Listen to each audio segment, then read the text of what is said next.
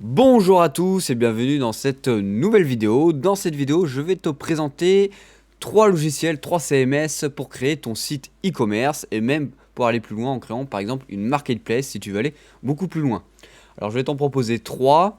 Alors pour moi ce sont les 3 les plus compétents, les plus faciles à prendre en main. Après tu peux avoir plein d'autres logiciels que je pourrais t'énumérer après, mais pour moi qui sont beaucoup moins avancés si tu veux faire quelque chose de plus poussé.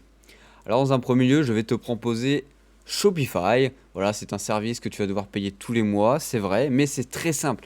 Tu vas avoir des templates déjà préfaits, tu vas rentrer tes produits en 2 secondes et tout ça facilement avec tout ce qui est gestion des transports qui peuvent être gérés facilement, gestion des paiements qui sont gérés facilement aussi. Tu vas pouvoir créer des codes d'affiliation, tout ça en un seul clic. Alors que les prochains CMS que je vais te proposer, ils vont être un peu plus compliqués parce qu'il va falloir aller chercher tous les plugins et tout, les installer, etc., etc. Même si les autres seront beaucoup plus poussés.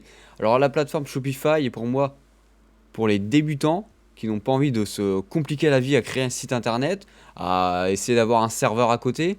Voilà, Shopify va vous proposer directement un nom de domaine avec leur nom, etc., hébergé sur leur truc, enfin sur leur serveur, pardon, etc. Donc c'est vraiment la plateforme très simple et très rapide d'utilisation, mais payante avec un système d'abonnement. Maintenant, je vais te proposer le CMS PrestaShop.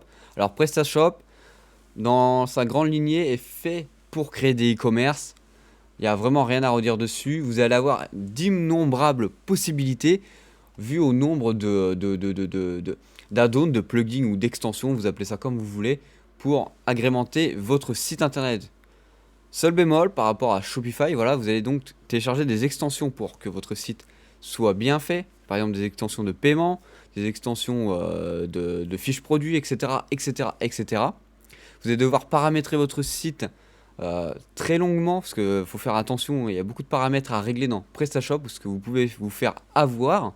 Par exemple, sur un achat d'une personne en ligne qui peut s'être trompé ou qui a acheté avec une mauvaise adresse, etc., etc. Donc il y a bien plein de paramètres à régler, comme par exemple si vous n'avez pas réglé le fait que vous ne pouvez pas vendre aux États-Unis, bah, voilà, le mec va pouvoir me dire que je suis aux États-Unis, je veux que je sois livré aux États-Unis et son adresse sera mise aux États-Unis. Et voilà, donc vous pouvez par exemple limiter tout ça et régler votre zone de chalandise dans laquelle vous souhaitez vendre vos produits, etc., etc. Alors là, c'est une plateforme gratuite de base, mais toutes les extensions, je ne dirais pas toutes, mais la plupart sont payantes, les plus abouties.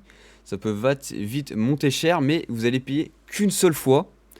À part si vous souhaitez avoir les mises à jour, mais ça semble un peu logique si vous voulez mettre à jour votre site continuellement. Mais sur le long terme, ça peut être beaucoup moins important qu'un Shopify. Par exemple, là, en période de Covid, il y a beaucoup d'entreprises qui se sont dit oh merde, j'ai beaucoup de factures à payer, etc., etc. Mais là, avec ce système-là, c'est un exemple, hein, vous allez payer tout d'un coup, ça va vous faire un gros budget à payer d'un seul coup, mais après, vous n'allez plus rien avoir à payer dans la théorie. Voilà, maintenant, je vais vous proposer WordPress avec son extension WooCommerce. Alors, c'est l'extension la plus utilisée pour faire des sites e-commerce ou aller beaucoup plus loin. Bon, j'ai mal écrit WooCommerce, mais ça devrait le trouver. Ah non, ça n'a pas du tout souhaité la trouver.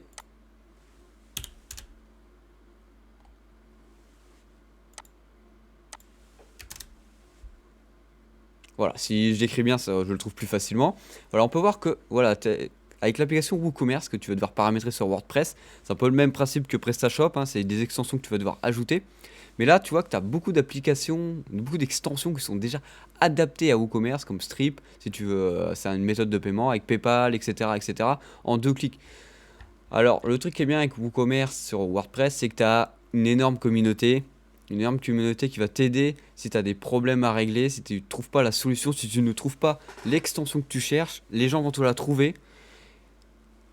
Après, c'est un peu comme PrestaShop, la plupart des extensions sont payantes. Alors, WooCommerce et WordPress sont 100% gratuits de base. On peut aller voir directement ici. Voilà, on peut directement la télécharger sur notre WordPress. L'installation se fait très simple sur la plateforme WordPress. Voilà. Alors, je t'ai présenté 3 CMS qui me semblent corrects et faciles d'utilisation et surtout les plus connus, donc avec une énorme communauté derrière pour t'aider. Après, tu en as d'autres que tu peux utiliser comme Magento. Virtumart, Drupal Commerce, Oxatis, OS Commerce, OpenCart ou EasyShop. Mais voilà, je ne vais pas te les conseiller entre guillemets, parce que voilà, certaines applications sont un peu vieilles et ne sont pas d'actualité, alors qu'avec ces 3 CMS là, ça va facilement être actualisé tous les jours, tu vas voir les dernières nouveautés, etc. etc. En tout cas, j'espère que cette vidéo t'aura plu, n'hésite pas à t'abonner et à liker et à faire tout ce qu'il faut. Allez, salut!